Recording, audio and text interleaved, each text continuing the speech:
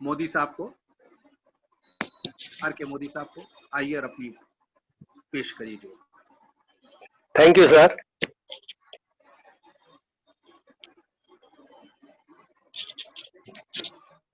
Sir, ये joke कहने से पहले मैं एक दो सेंटेंस बोलना चाहूंगा।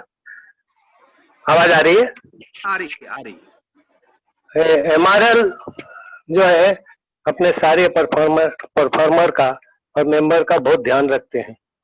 इसका मुझे अनुभव हुआ पिछले इसमें, जब मैं नहीं परफॉर्म कर पाया था तो मीटिंग खत्म होने के बाद शायद 1 घंटे बाद वीना जी का फोन आया। मैं, मोदी साहब मैं वीना बोल रही हूँ। मैं सकपका गया, कौन वीना जी? फिर उन्होंने कहा मैं एमआरएल से बोल रही हूँ। तो उन्होंने मुझसे पूछा कि आखिर क्या बात क्या हुई, आप क्यों नहीं परफॉर्म कर पाए? मैंने बताया उनको, फिर उन्होंने कुछ एडवाइस दिया। तो मैं ये कहना चाहता हूँ कि एमआरएल पर मुझे गर्व है। वीना जी को मैं धन्यवाद देना चाहता हूँ कि उन्होंने मेरा ख्याल रखा और मुझे कुछ एडवाइस भी दिया। Thank you. मैं अब जोक सुनता हूँ। एक आदमी के पास 2 गधे थे, एस डोंकी जो बोलिए, और दोनों में काफी मित्रता थी। एक बार ऐसा हुआ कि उसके मालिक को कुछ फाइनेंशियल प्रॉब्लम आ गया, तो उन्होंने अपने दोनों गधों को भी बेच दिया। एक को बेचा सर्कस के मालिक के पास, अरे एक को बेच दिया धोबी वाशरमैन के पास। दोनों बहुत दिनों तक नहीं मिल पाए। काफी एक आध साल के बाद दोनों मिले तो दोनों में दुआ सलाम हुई। तो सर्कस वाले गधे ने कहा, अरे मित्र, तुम तो काफी मोटे ताजे हो गए हो, बड़े खुश दिखाई दे रहे हो, क्या बात है? उन्होंने कहा, अरे जिस धोबी के पास मैं हूँ वो काम तो बहुत लेता है, मैं मन से करता भी हूँ, लेकिन मेरा ख्याल भी बहुत रखता है, मुझे अच्छा अच्छा खाना खिलाता है, जिससे कि मैं बहुत खुश हूँ। फिर धोबी वाले गधे ने अपने मित्र से पूछा, मित्र लेकिन तुम्हारी ये हालत कैसे हो गई है? तुम तो एकदम दुबले पतले मरियल जैसे हो गए हो, बात क्या है? बोले यार, वो सर्कस का मालिक काम भी बहुत लेता है, मारता भी है, खाने को ठीक ढंग से नहीं देता है। तो उसने कहा, अरे तुम भाग क्यों नहीं जाते हो वहां से, भाग जाओ। बोले नहीं यार, ऐसा है कि मैं एक उम्मीद पे वहां जो है टिका हुआ हूँ। अब हम उस मित्र को बड़ा आश्चर्य हुआ। बोले क्या उम्मीद है? बोले सर्कस के मालिक की एक बहुत सुंदर लड़की है, बेटी है, वो उसको तार पे चलना सिखाता है और वो कहता है उससे कि देख, अगर तू तार से गिर गई तो इसी गधे से शादी कर दूंगा। तो मैं जो इसी आस में वहां रहता हूँ कि किसी दिन तो वो लड़की गिरेगी और मेरी उम्मीद जो है पूरी होगी। तो कहने का सारांश है कि उम्मीद पे दुनिया जीती है, मनुष्य ही नहीं जानवर भी जीते हैं। अब एक दूसरा जोक मैं प्रस्तुत करूंगा। एक रोज पत्नी ने ऑफिस गए पति को एसएमएस भेजा। दोनों में एसएमएस में ही बात हो रही है, मैसेज दे रही है। पत्नी ने मैसेज दिया, ऑफिस से आते वक्त सब्जियां खरीदना मत भूलना, और सविता जी ने आपको बहुत याद किया और नमस्ते किया है। पति ने एसएमएस में पूछा, सविता कौन है? तो पत्नी ने कहा कि कोई नहीं है, मैं तो चेक कर रही थी कि तुम मेरे मैसेज को पढ़ रहे भी रहे हो कि या नहीं। पति का जवाब आया, लेकिन मैं तो सविता के साथ हूँ। अब पत्नी का माथा ठनका, उसने उससे पूछा कहाँ हो? तो उसने कहा कि मैं यही सब्जी बाजार में हूँ। उसने कहा अच्छा रुको, मैं आती हूँ। 10 मिनट के बाद पत्नी जो है वो पहुंच गई सब्जी बाजार में। इधर उधर घूरा, पति तो कहीं मिला नहीं। तो उसने एसएमएस किया, मैं तो सब्जी बाजार में हूँ, तुम कहाँ हो? तो उसने एसएमएस से जवाब दिया, मैं तो ऑफिस में हूँ। अब तुम ऑफिस सब्जी बाजार में आ ही गई हो तो अपने मनपसंद सब्जी खरीद के घर चली जाना। और एक और जोक मैं सुनाता हूँ। एक पाकिस्तानी लड़के ने भारत के एक स्कूल में एडमिशन लिया। पहला ही दिन था स्कूल में। टीचर ने उससे पूछा, तुम्हारा नाम क्या है? तो पाकिस्तानी लड़का था, उसने कहा लादेन। टीचर बोली, नहीं, अब तुम भारत में हो इसलिए तुम्हारा नाम विजय रखते हैं, आज से तुम्हें विजयी कहकर पुकारेंगे। पहला दिन स्कूल खत्म होने के बाद लड़का घर पहुंचा तो उसकी मम्मी बोली, बेटा ये बताओ स्कूल में पहला दिन कैसा रहा लादेन? लड़का बोला, अब मैं भारतीय हूँ और आगे से मुझे विजय कहकर पुकारना। यह सुनकर मम्मी पापा ने जमकर लड़के की पिटाई कर दी। अब दूसरे दिन लड़का जब स्कूल आया, टीचर ने पूछा, क्या हुआ विजय, ये शरीर पर चोटें कैसे लगी? लड़का बोला, मेरे भारतीय बनने के 5 घंटे बाद मुझ पर 2 पाकिस्तानियों ने हमला बोल दिया। और एक और है, बस इसके बाद मैं समाप्त करूंगा। बच्चों का क्लास चल रहा था, जैसा कि होता है स्कूल में। एक टीचर ने संजू नाम के लड़के से पूछा, संजू तुम बड़े होकर क्या बनोगे? संजू बोला, मैं बड़ा होकर सीए बनूंगा, सभी महानगरों में मेरा ऑफिस होगा, बिजनेस होगा, हमेशा हवाई यात्रा करूंगा, 5 स्टार होटल में ठहरूंगा, हमेशा 10-20 नौकर मेरे आसपास रहेंगे, मेरे पास सबसे महंगी कार होगी, मेरे पास सबसे। बीच में ही टीचर ने टोक दिया, बस संजू बस। उन्होंने कहा, बच्चों आप सबको इतना लंबा जवाब देने की आवश्यकता नहीं है, सिर्फ एक लाइन में जवाब देना। फिर उसने एक लड़की से पूछा, अच्छा पिंकी तुम बताओ तुम बड़ी होकर क्या बनोगी? पिंकी बोला, संजू की पत्नी। धन्यवाद, पसंद आया होगा तो हंस लीजिएगा। Thank you. बहुत बढ़िया मोदी साहब, मैं कम हंसता हूँ लेकिन आपके जोक ने मेरे को बहुत ज्यादा हंसा दिया। Thank you, thank you. अब मैं भारत भूषण जी को आमंत्रित करता हूँ। नमस्कार सर। नमस्कार। मेरी आवाज सुनाई दे रही है क्या? आज तो नहीं दे रही है। हाँ, नमस्कार दोस्तों। जैसा कि आप जानते हैं कि इस महीने हम लोग एक बहुत बड़ा त्योहार मनाने जा रहे हैं और उस त्योहार का नाम है दिवाली। जैसा कि हिंदू लोगों में एक परंपरा है कि दिवाली के दिन हम लोग माँ लक्ष्मी जी की पूजा करते हैं, आरती करते हैं और ये बहुत परिवारों में किया जाता है, लेकिन मैं इससे सहमत नहीं हूँ। इसके लिए मैं 2 लाइनें कहना चाहता हूँ।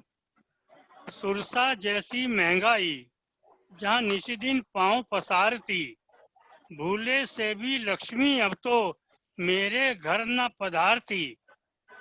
साहब से मिलने की खातिर दरबान पे जाना पड़ता है, यही सोचकर उतार रहा हूँ मैं उल्लू की आरती। यही सोचकर उतार रहा हूँ मैं उल्लू की आरती।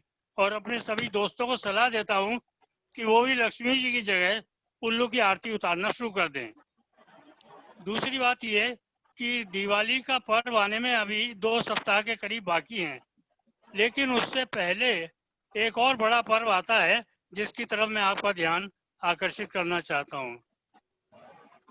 एक सज्जन पुरुष लक्ष्मी माता के बहुत बड़े भक्त थे। रात दिन उनकी सेवा करते थे, पूजा अर्चना करते थे और इतनी पूजा अर्चना की कि लक्ष्मी माता प्रसन्न हो गई और एक दिन उसके सपनों में आकर के बोली, बेटा मैं तेरी तपस्या से बहुत प्रसन्न हूँ, मांग तू क्या वर मांगता है। उसने कहा कि माँ जब आप प्रसन्न है तो मुझे कुछ नहीं चाहिए। लक्ष्मी ने कहा, नहीं नहीं मैं बहुत प्रसन्न हूँ, बोल क्या मांगता है। तब उस भक्त ने कहा कि माँ यदि आप वाकई प्रसन्न हैं तो मेरे घर पधार करके मुझे दर्शन दें। लक्ष्मी माता ने कहा तथास्तु और अंतर्धान हो गई। अगले दिन उन्होंने अपने सवारी को बुलाया और आप जानते हैं उनकी सवारी उल्लू होता है। उसको आवाज़ दी और कहा कि चलो आज मुझे लेकर चलो, अपने भक्त के घर जाना है। और उल्लू उनको लेकर के उड़ चला, लेकिन थोड़ी दूर पे जाकर के ही उसने लक्ष्मी माता को नीचे जमीन पे उतार दिया। इस पर लक्ष्मी ने पूछा कि अरे अभी तो मेरे भक्त का घर बहुत दूर है, तूने मुझे रास्ते में ही क्यों उतार दिया।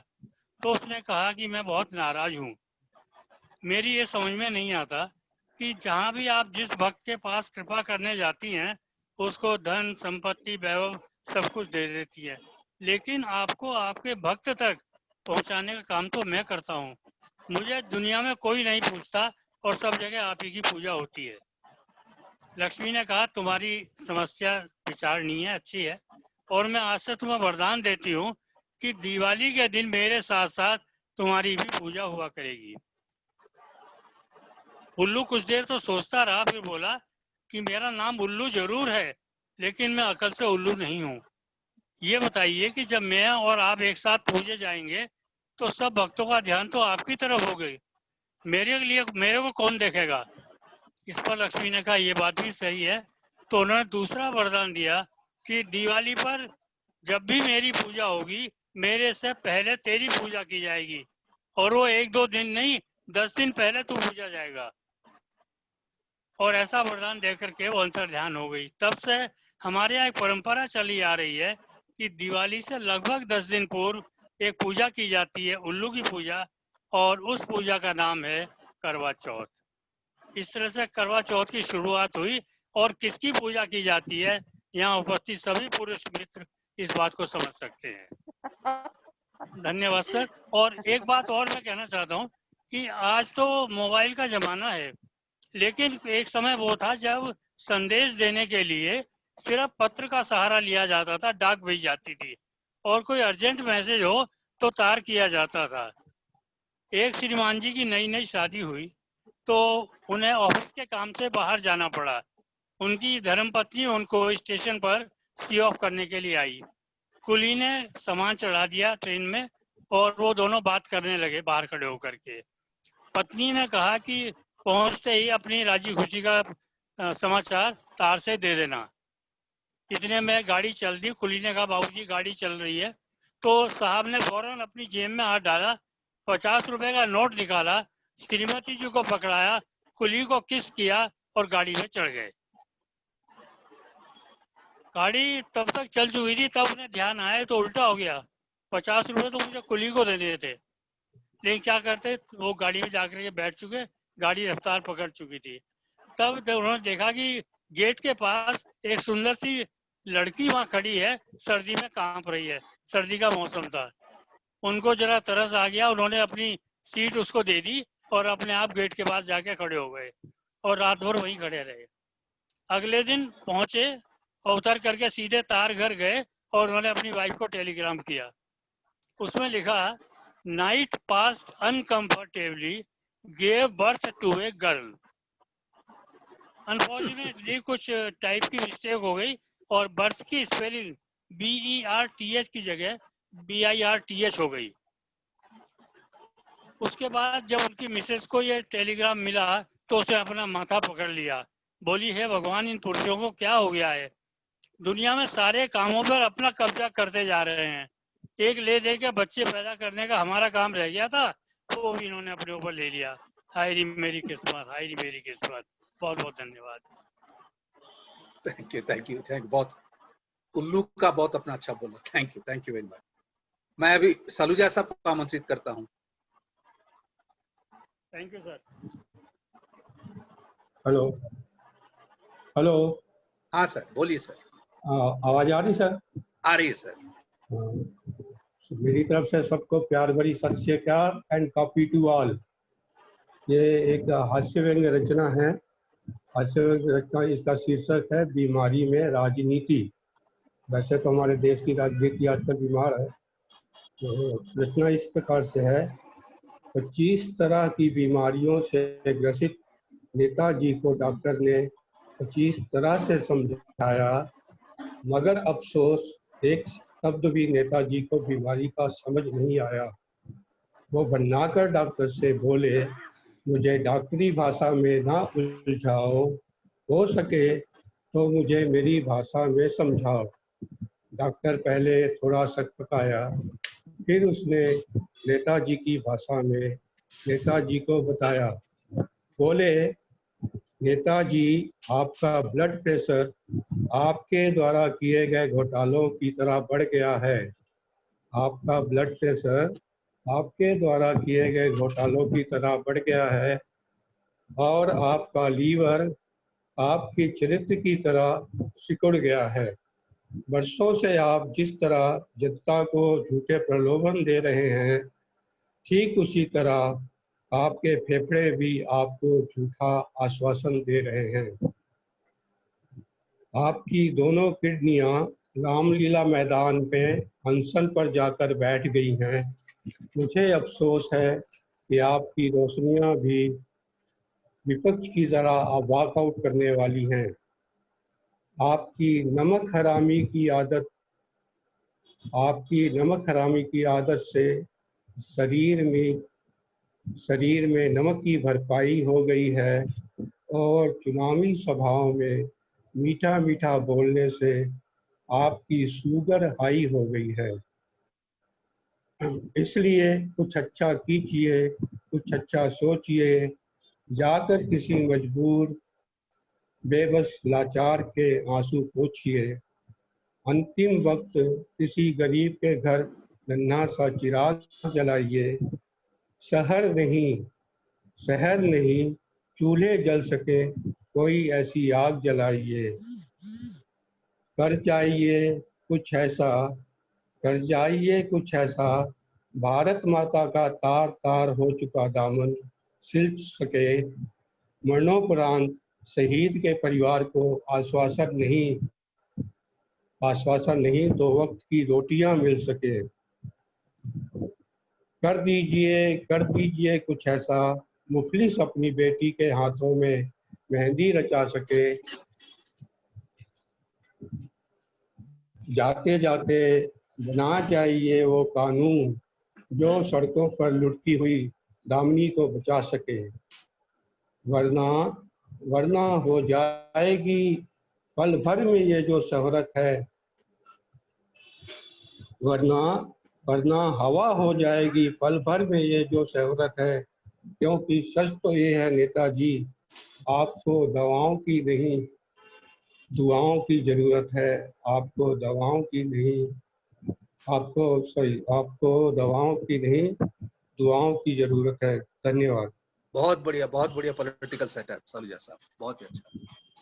मैं अभी राजेंद्र वाघमारे साहब को आमंत्रित करता हूँ। सर नमस्कार, आवाज सुनाई दे रही है? बढ़िया सुनाई दे रही है। हाँ, मेरा सभी को प्यार भरा नमस्कार। 2-3 जोक्स सुनाऊंगा आपको। पहला जोक ऐसे है कि एक बहुत बड़े बंगले में, बहुत हाईफाई सोसाइटी में एक बहुत जंगी पार्टी चल रही थी। तो कॉकटेल वगैरह सब चल रहे थे और एक बहुत बड़ा पियानिस्ट था, बहुत अच्छा पियानो बजाने वाला आर्टिस्ट भी उन्होंने बुलाया था, जो सबका मनोरंजन कर रहा था और बहुत बढ़िया तरीके से उसने वो बजा रहा था पियानो। तो उसका जो प्लेइंग जो खत्म होने के बाद वहाँ एक लड़की थी उसी भीड़ में, तो सामने आके उसको प्रेज करती कि भाई साहब ने बहुत अच्छा पियानो बजाया। लेकिन उस लड़की की प्रॉब्लम थी, उसको समझ में कुछ नहीं आता था, लेकिन दिखावा करने की बहुत उसको आदत। तो कहते कि कितना बढ़िया आपने बजाया, कितनी अच्छी कंपोजिशन थी। तो इज दिस योर कंपोजिशन? तो पियानिस्ट बोलता no this was not my composition, it was composed by Beethoven. तो उसको बीथोवन मालूम नहीं है, मोजार्ट मालूम है। तो उसको पूछते है okay is he still composing?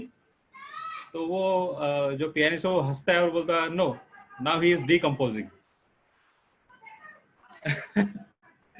तो ये हो गया एक, इसमें इंग्लिश लैंग्वेज का इतना बढ़िया प्रयोग किया था, बहुत साल पहले मैंने पढ़ा था, अभी भी मुझे ये जोक याद है। और दोस्तों ऐसे है कि ये तो कई सुने जोक्स हम एक दूसरे को बताते हैं, लेकिन असल जिंदगी में भी ऐसी घटनाएं होती है, उसमें भी व्यंग हो जाता है। ऐसी 2 घटनाएं मैं आपको सुनाऊंगा।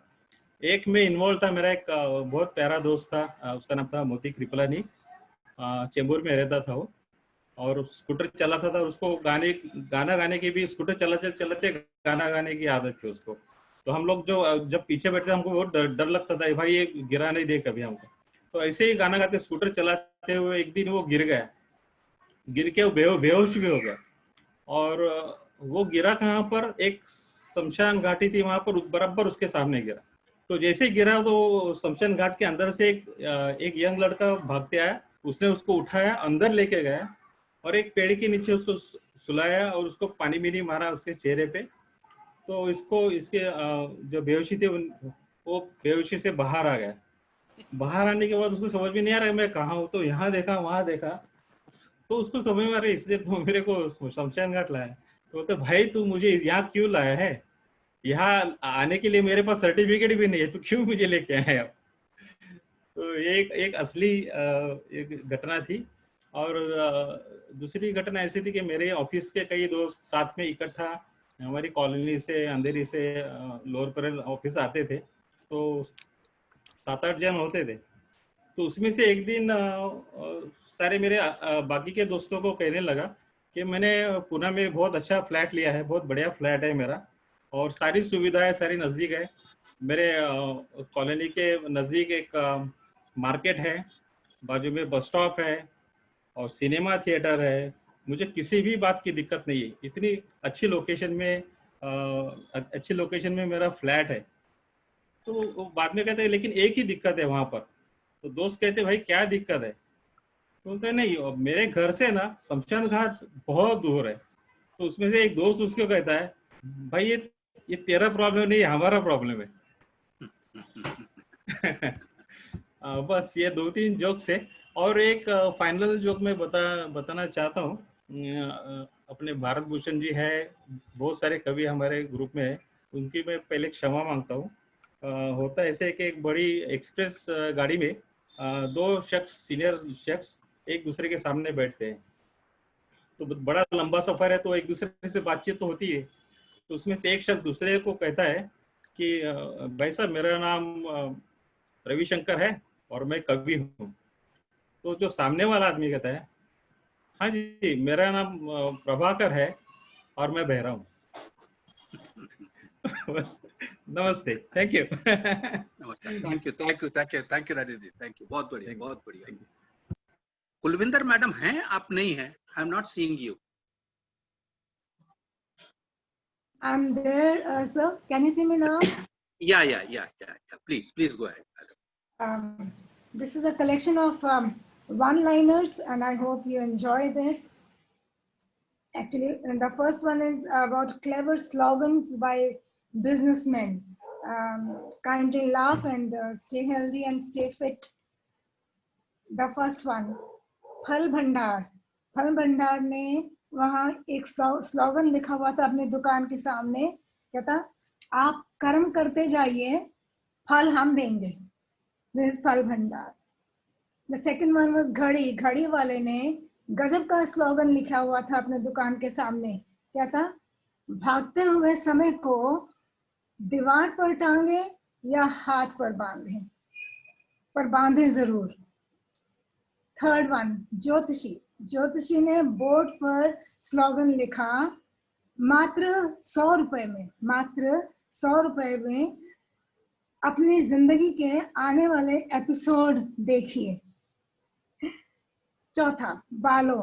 बालों के तेल की एक कंपनी ने लिखा, अपने प्रोडक्ट पर स्लोगन लिखा, कहता भगवान ही नहीं हम भी बाल बाल बचाते हैं आपको। It has a double meaning, हम भी बचाते हैं बाल बाल आपको। फिफ्थ वन, गोलगप्पे के ठेले पर स्लोगन लिखा हुआ था, कहता गोलगप्पे खाने के लिए दिल बड़ा हो ना हो, मुंह जरूर बड़ा होना चाहिए, मुंह जरूर बड़ा होना चाहिए। The next one is how some people murder English. So the title is Murdering English. The applications that the people put were collected from the administrative department from different places. So first from Bangalore, he said, as my mother-in-law has expired and I'm the only one responsible for it, please grant me 10 days leave.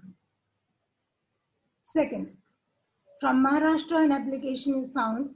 He says, since I have to go to my village to sell my land along with my wife, please sanction 1 week's leave. Third, Jharkhand. He says, I'm an employee who was performing the mundane ceremony of his 10-year-old son. He said, Mundan ceremony of his 10-year-old son. He writes an application. He says, as I want to cut my son's head in Gaya, please leave me for 10 days. The second one, he says, from Gujarat, he says, an employee writes, since I've got to go to the cremation ground at 10 o'clock, I may not return. Please grant me half day casual leave. मतलब वही permanent हो जाएगा, ऐसे लगता है. Another one, another leave application found in Bihar says, I am suffering from fever. Please declare 1 day holiday. And the last one from Jamshedpur. As I am studying in this school, I am suffering from headache and the headache is paining a lot. Please grant me 1 day leave. So this is a compilation of different one-liners. I hope you have enjoyed. Hasiye aur hasaiye. Thank you. Thank you, thank you, thank you. English language को काफी लोग इसे murder करते हैं. Thank you. Shashi Rastogi madam, आपको आमंत्रित करता हूं.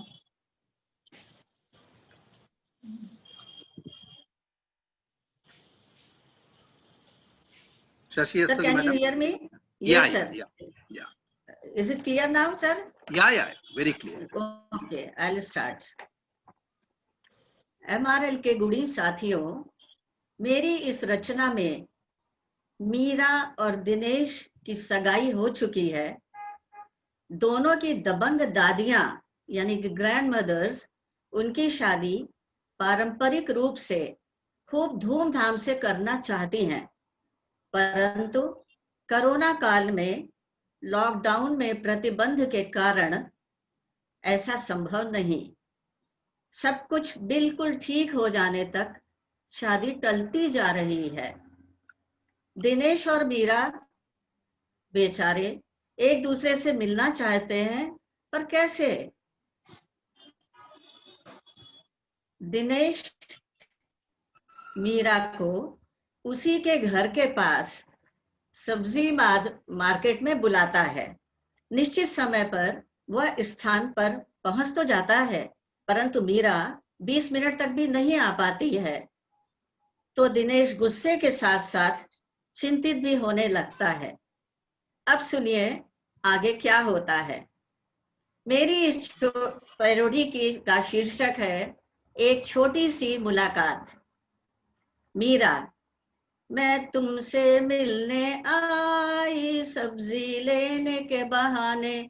मैं तुमसे मिलने आई सब्जी लेने के बहाने. मम्मी से झूठ बोली, दादी से झूठ बोली, कितनों से झूठ बोली मैं न जाने.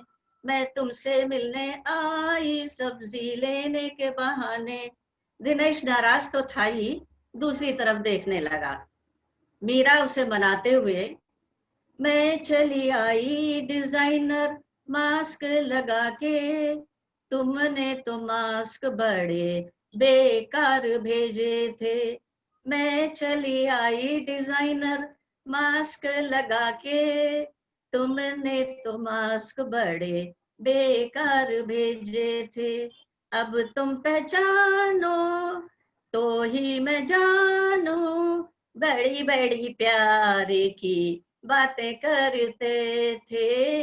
बड़ी बड़ी प्यार की बातें करते थे.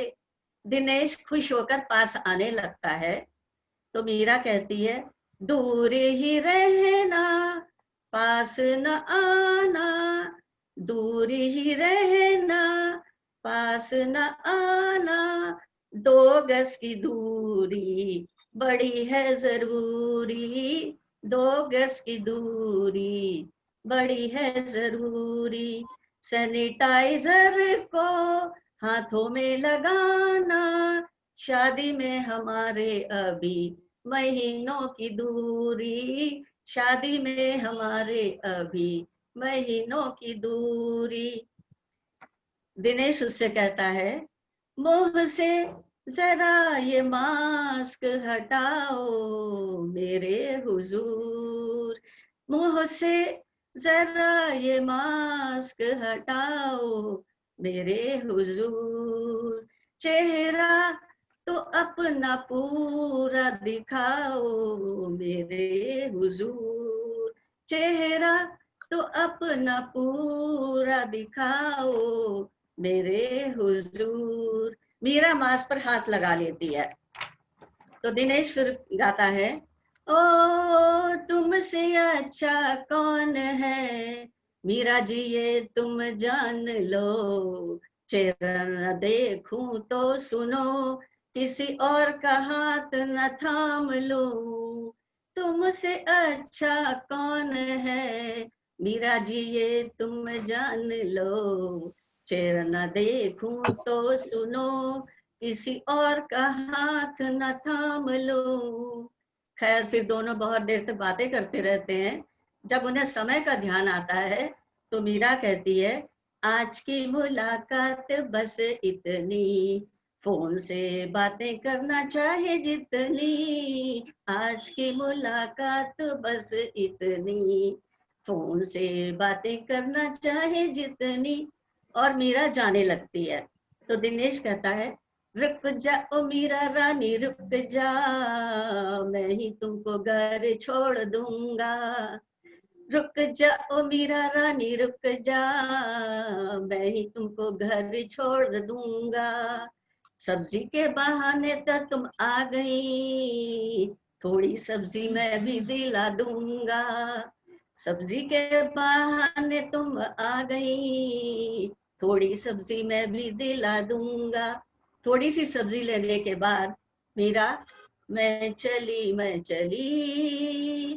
जानते हो कहाँ, घर है प्यारा हमारा, है ठिकाना वहाँ, मैं चली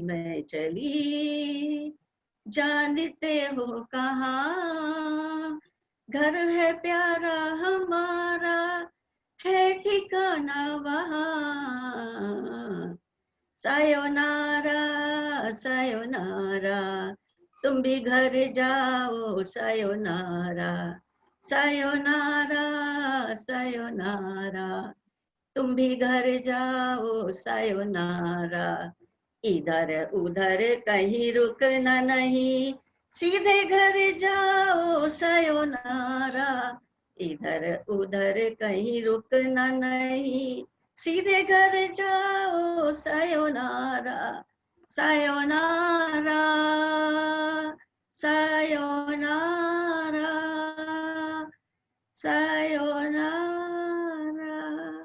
धन्यवाद। बहुत बढ़िया, बहुत बढ़िया, बहुत अच्छा parody madam.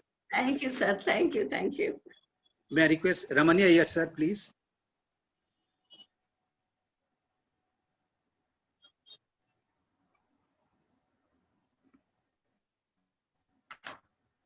Ramani Iyer sir, kindly unmute yourself.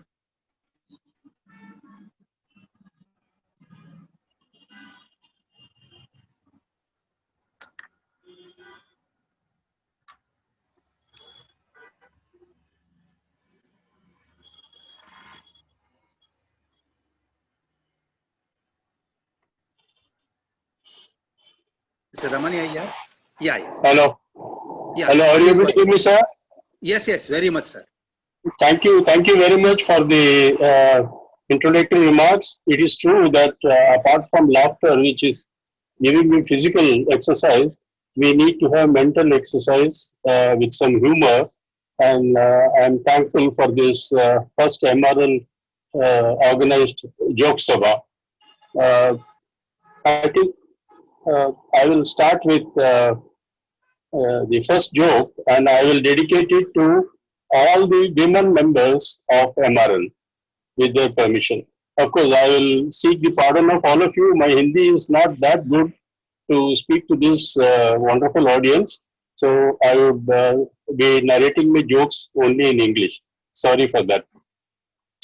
The first one, all of you are aware of mermaids. They live in the sea, and I think in Marathi they are called Jalpari and Sagar Kanya. So many names are there. So once 3 fishermen went out for fishing, and then they suddenly found their net was becoming very heavy. So they tried to pull it, and then when they pulled it onto the boat, they found that inside the net was a Jalpari, a mermaid was there. The mermaid knew that she can't be sold in the fish market. So she told the 3 fishermen, please let me be back into the water. Otherwise, after 10, 15 minutes, I will die and it will be of no use to anybody. In return, I will give each one of you one wish. So these three people thought for a while. In any case, they can't sell the mermaid in the market. So why not we see whether the mermaid can really grant the wish. So the mermaid said, quickly ask for your wish, otherwise time is running out. So the first one fisherman said, I am fed up with this fishing, going whole night and coming in the morning and all that. So I want to become educated so that I can work in an office. So the mermaid said, done. And immediately, within 2 minutes, he started reciting algebra, geometry, then all formulae, everything. And he became educated. Seeing this, the second fisherman got even more excited. So now the mermaid said, come on, quickly, you ask your wish. So the second one said, he just couldn't think what he has to ask. So he said, I want to become 10 times more educated than the first fisherman. So the mermaid said, done. And then he suddenly found he started talking economics, management, then all sorts of nuclear fission and high theories. He knew that he has become very well educated. Now from tomorrow he need not come fishing. He can take up a job as a professor or somebody and then make his living. Now it was the time for the third man. The third one found that both these people have become educated. One is reasonably educated, other one is very well educated. So what should I ask for? So he thought for a while and he said, I want to become very, very highly talented and 10 times more educated than this person, these two persons, because these two have already got, they will get jobs, but I want to get much better jobs so that I can give them jobs. So that's what I want. So you make me a highly talented person, more educated than these two people. Now the mermaid warned him, see, be reasonable in what you are asking, otherwise you may regret for what you have asked. And he said, no, if you are not giving me, I am not letting you back into the water. So now the mermaid said, okay, done.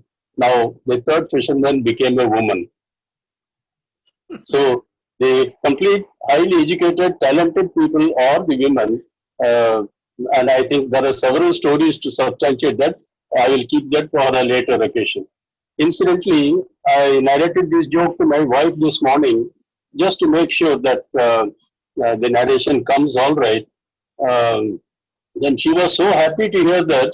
She said for the lunch she will make pizza because she knows I like pizza made at home. She said she will make pizza. And I was also very happy because in our house, ever since the lockdown started, we have a division of labor. I have taken up all BJP activities, nothing political, Bartan Jadu Pocha.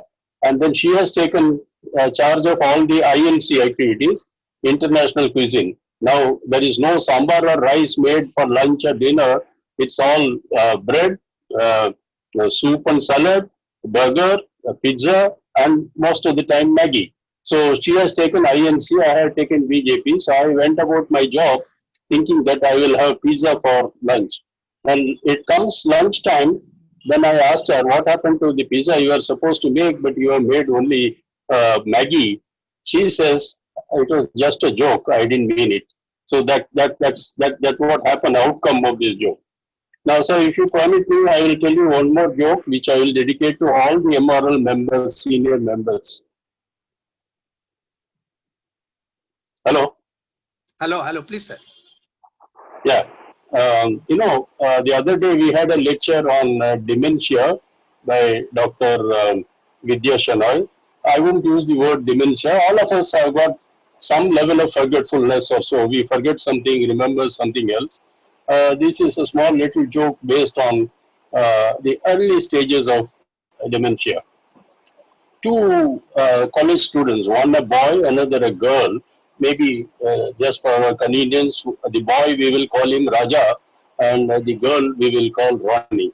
They were very good friends in college. So the whole college thought that these two will get married to each other and they will have a wonderful life. But unfortunately it didn't happen. They left college, each one married a different person, and then everything went off, they forgot each other. Then suddenly, after a long time, 50 years, they found in the newspaper, Raja found there was an advertisement that college reunion is taking place, and all the people who are of that particular batch were invited to some place for spending the whole day for celebrating the reunion. So Raja went there, and then there he was speaking to all friends, everybody, and there he found Rani was also there. By the time it was 50 years, Raja had already become single. So he started finding out that everybody is well settled, the children are abroad and all that. And then he found Rani also, he was highly excited. Then he learned that Rani also had become single. So then he said he should propose to her and ask her whether she would like to live as her companion in these late years. So end of the day, when high tea was over and all people were dispersing, Raja went to Rani and then put up his proposal.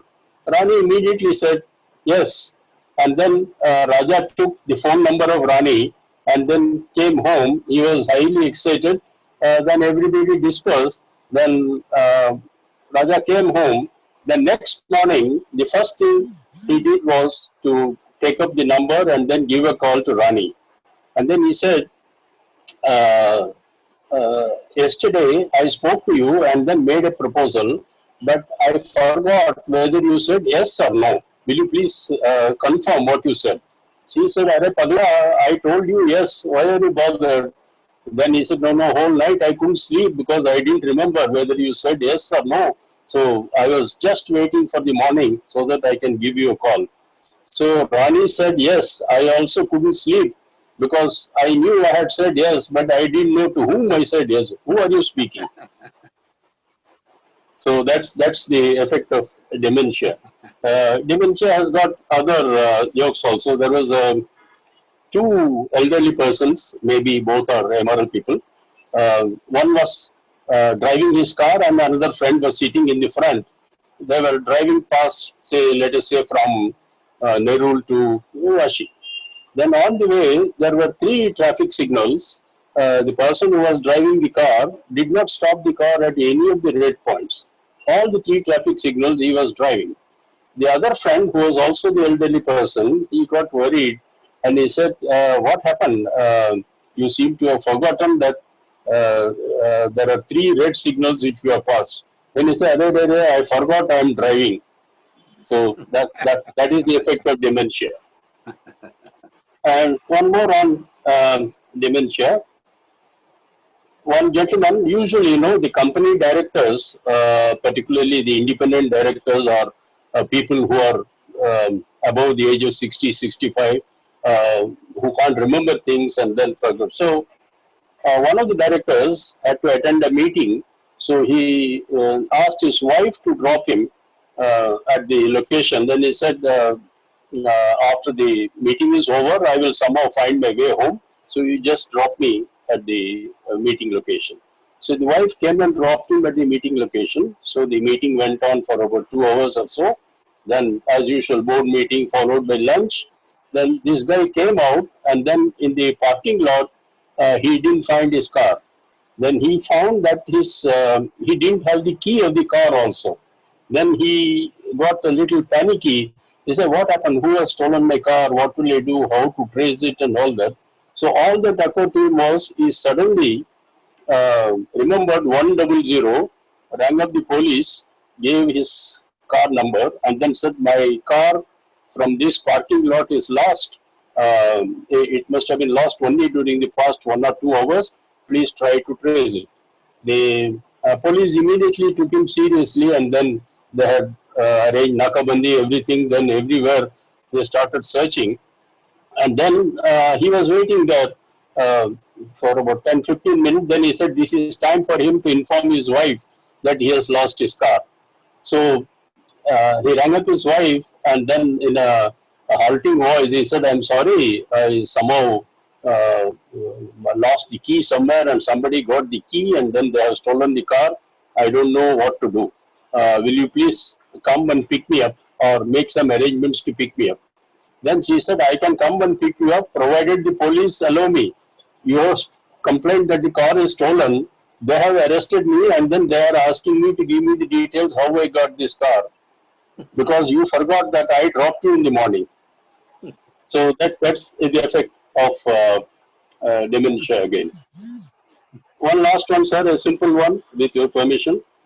Two friends, before the lockdown times, they went to a cinema hall to see the movie. So both were watching the movie very nicely.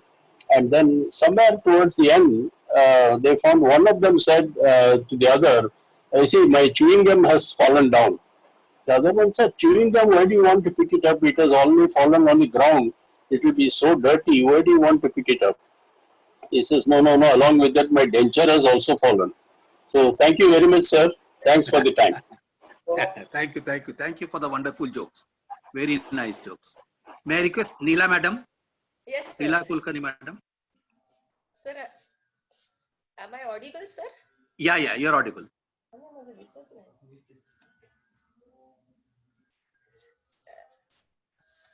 Good evening everybody. आज मैं आपको doctor कीर्ति काले जी की एक हास्य कविता सुनाने वाली हूँ। वीणा जी सुनती हो?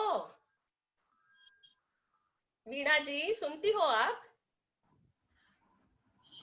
देखो, कुंवारी लड़की है, शादी करना चाहती है और भोले भंडारी को प्रसन्न कर लिया है उसने, और अपनी मन की बात भोले भंडारी जी को इस तरह बयां करती है।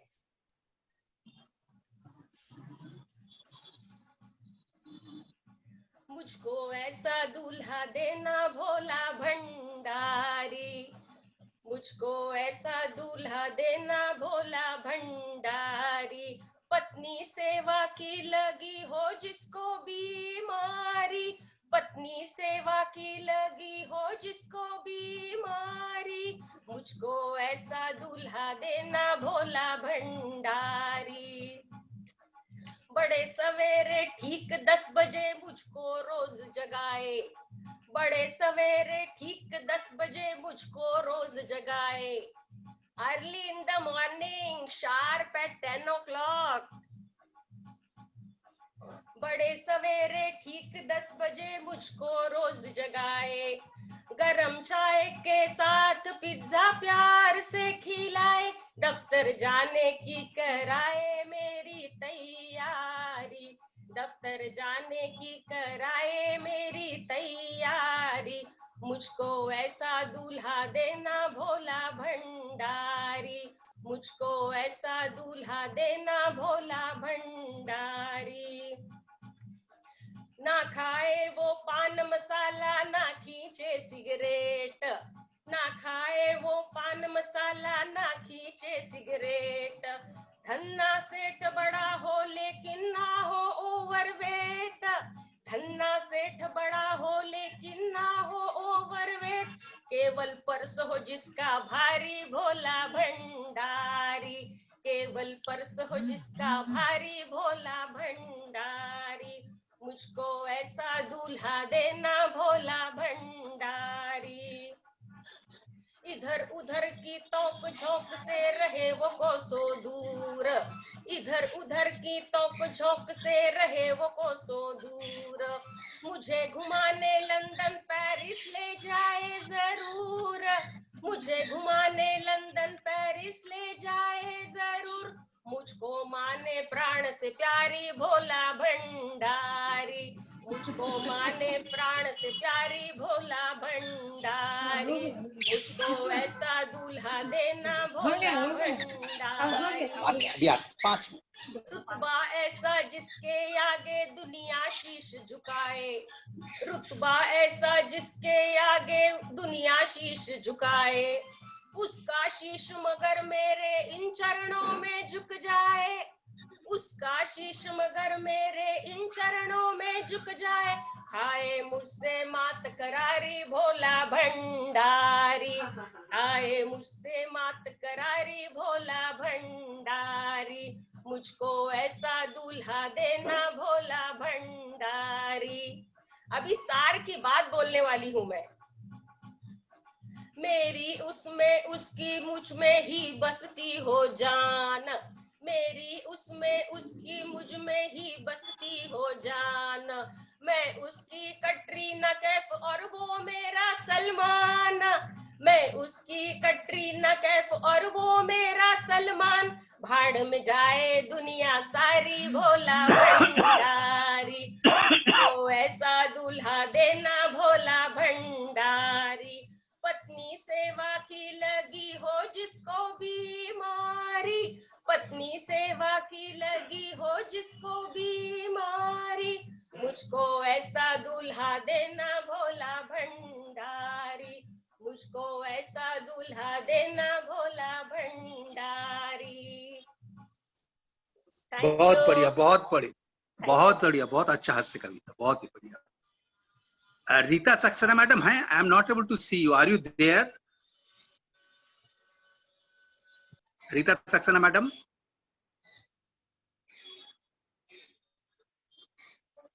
I think she is not there. Okay, we then proceed to the last performer of the day, Sandhya Ahuja madam. Sandhya Ahuja madam. Sham. Yes sir. Yes sir. Yeah. Good evening sir. Good evening friends. थोड़ा और हंस लेते हैं क्योंकि वक्त कहता है मैं फिर ना आऊंगा, वक्त कहता है मैं फिर ना आऊंगा, मुझे खुद पता नहीं तुम्हें हंसाऊंगा या रुलाऊंगा, जीना है तो इस पल को जी ले हंस हंस कर, क्योंकि मैं किसी भी हाल में इस पल को अगले पल तक रोक न पाऊंगा।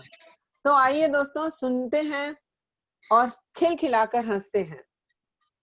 सबसे पहले आप सभी जानते होंगे सुबह उठकर झाड़ू लगाने से घर में समृद्धि आती है, उसके बाद नहाकर रसोई में जाने से घर के सदस्यों का स्वास्थ्य अच्छा रहता है, भगवान के आगे दिया जलाकर भजन गाने से घर में पॉजिटिव एनर्जी आती है और दिन शुभ हो जाता है, और फिर अंत में, जी हाँ, अंत में चाय बनाकर और बिस्कुट लेकर सोती हुई पत्नी को बेड टी देने से जीवन में सर्व मंगल कल्याण हो जाता है।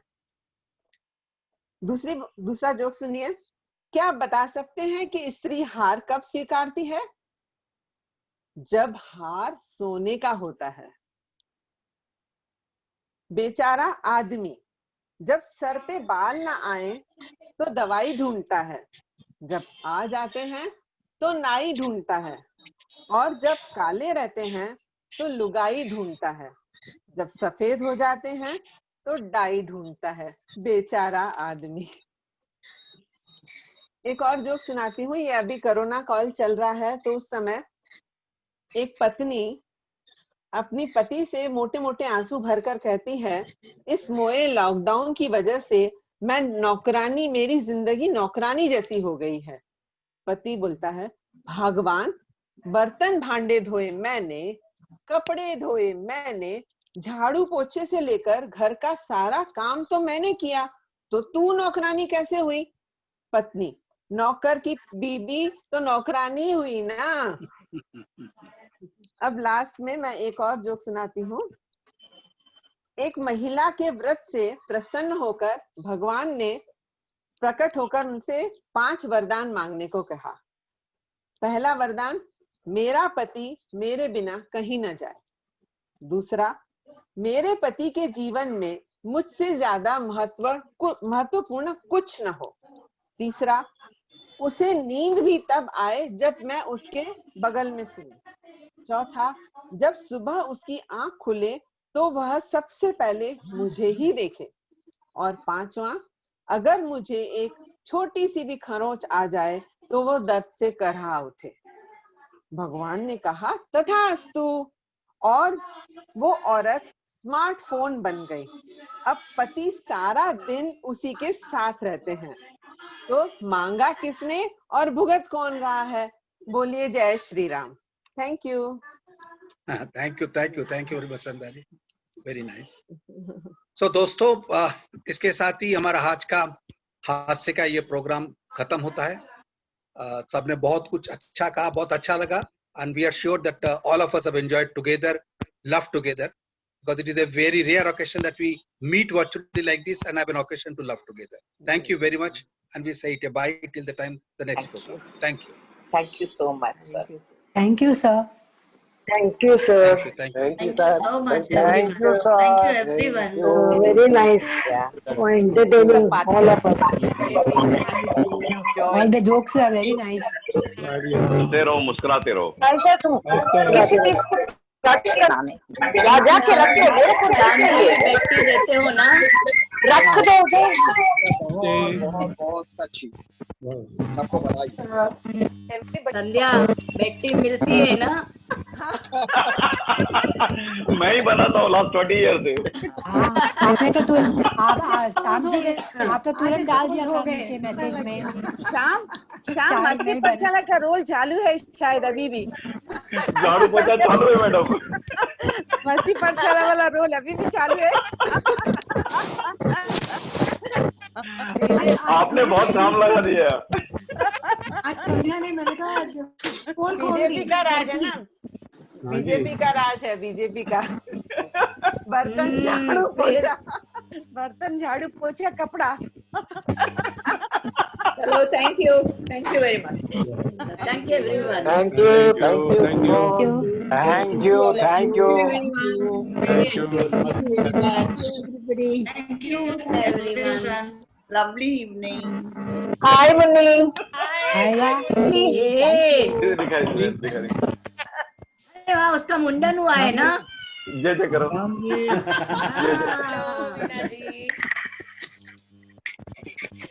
दुगल जी, आपने इसमें पार्टिसिपेट नहीं किया। ऐसा है कि मैं आंखों से हंसता रहता हूँ, मुझे क्या जरूरत है पार्टिसिपेट में, आगे ऑलरेडी शामिल हूँ। अरे कुछ आंखों से हमें भी बांट दीजिए पार्टिसिपेट करके। अरे पार्टिसिपेट करता हूँ, इतनी हंसी आने की कोशिश की लेकिन दिल पे छुरी चली गई, इसलिए मेरे पास कोई शब्द ही नहीं है। बहुत बढ़िया प्रोग्राम रहा। अच्छी नहीं आई। Yes yes, I agree. मजा आ गया। Thank you. कई बार खामोशी से बहुत कुछ कहना पड़ता है और सुनना पड़ता है। Thank you for your remembrance. हमारा मॉर्निंग अच्छा हुआ। पूरा दिन अच्छा लगा नित्या। आज आपने हमारा अर्ली मॉर्निंग लाफ्टर से शुरू हुआ ना, वेरी नाइस। यस। दुग्गल साहब, सबको नमस्कार, अब विदाई लेते हैं।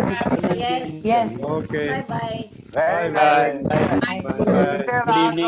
मिलते रहा करो, खुश